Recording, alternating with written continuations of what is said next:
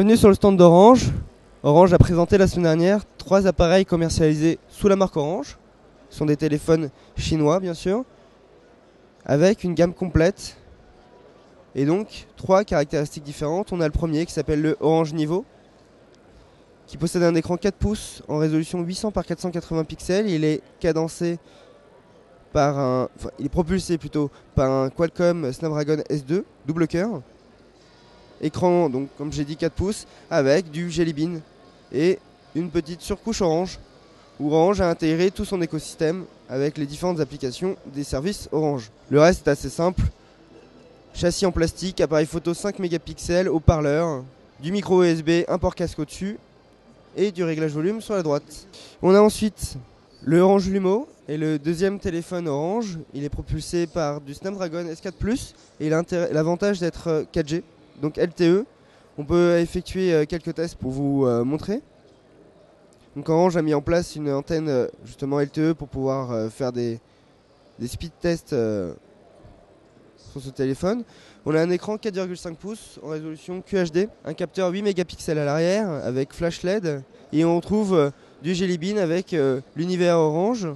On va vous présenter une des petites applications qui est spécifique à l'univers Orange, qui s'appelle Gesture. Et donc sur Gesture, je vais pouvoir, comme vous pouvez le voir, prédéfinir des gestes à effectuer sur l'écran afin derrière d'enchaîner des actions.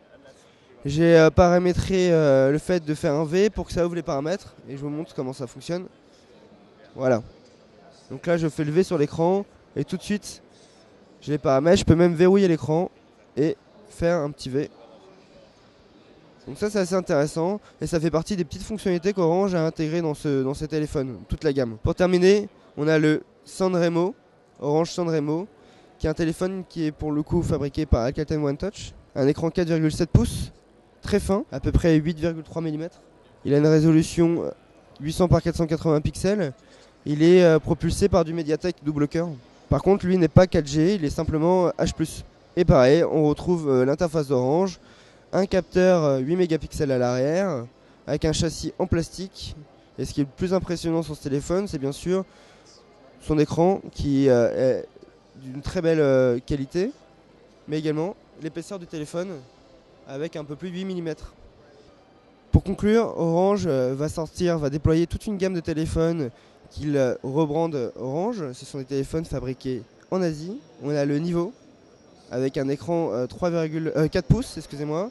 On a le Lumo avec un écran 4,5 pouces.